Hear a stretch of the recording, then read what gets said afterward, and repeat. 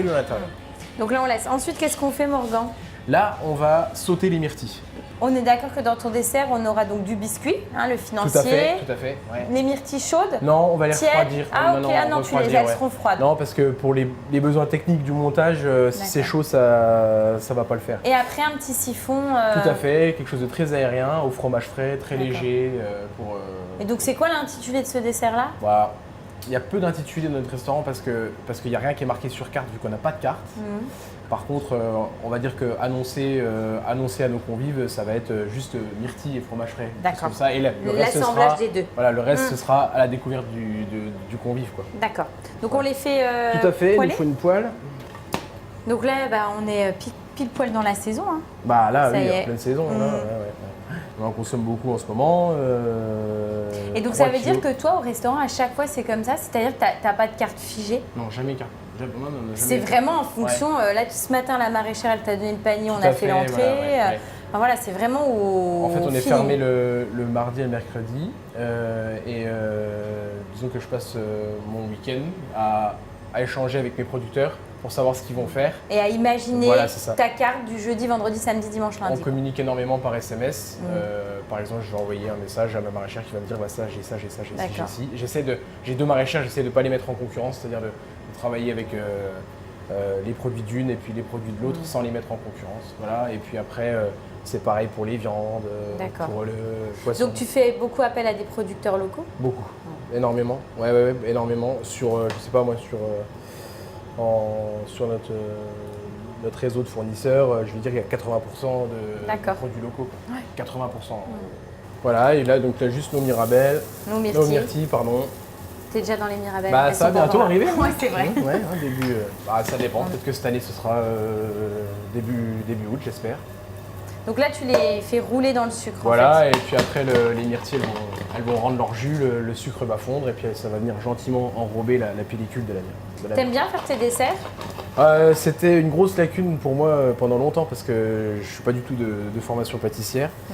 Mais par la suite, en fait, je me suis aperçu que c'était quand même le point final du repas. C'est vrai que c'est super important. Il ne fallait pas décevoir nos convives et d'autant que si moi j'accorde pas d'importance au sucré, eux en accordent. Ouais. Et du coup, il a fallu un peu que tu te fasses violence et que tu t'y mettes, que je m'y mette pour de vrai. Mais en plus, tu t'es fait une double violence, c'est-à-dire que si t'étais pas dessert, c'est compliqué, et en plus de ça, tu te fais du sans gluten. Ouais. Bah en fait voilà, du coup on va dire qu'on est parti sur et c'est souvent le commentaire au restaurant, c'est vous faites des desserts pas très sucrés, et c'est vrai parce que finalement moi j'aime pas ça le sucre, donc ça passe ou ça casse, on va dire. Il y a des gens qui aiment pas que ce soit sucré, il y a des gens qui aiment que ce soit maintenant on diminue quand même, les gens ils ont l'habitude de manger moins sucré. Et t'es plutôt classique dans tes desserts? On essaye de faire un petit mélange des deux, quoi. Voilà, après c'est vrai que il y a des très bonnes choses aussi. Je pense à notamment un beau soufflé, des choses comme ça. Voilà, c'est classique, c'est simple mais efficace. C'est classique, efficace, très bon. Je veux dire, moi j'ai toujours, des fois avec des choses toutes simples comme ça, qu'on a eu l'habitude de manger, on se casse le ventre. Il suffit juste de ça, quoi. Voilà, ça a rendu son jus. Donc là c'est bon? Notre sucre est presque plus devenu sirop qu'autre chose, quoi. Donc là, tu vas les mettre de côté, on va les laisser tout à fait refroidir on va les réserver. Pour dresser et puis notre après, on fait quoi, notre siphon? On va faire notre petit siphon au fromage frais, le côté aérien, qui nous rappelle un petit peu les hauts des sommets vosgiens, quoi.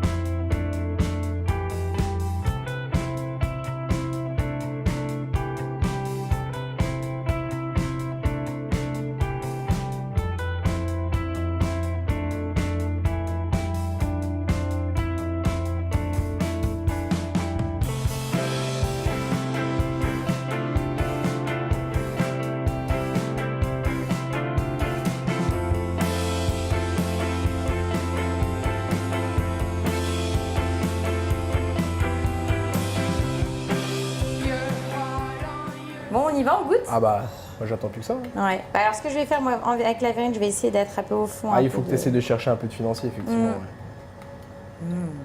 Ah, c'est top. Tu sais, quand tu disais oui, ça fait vraiment penser aux Vosges. Quand tu te promènes. C'est le but. Ouais, c'est ça. Tu as du bon fromage frais, lorrain, des myrtilles que tu trouves.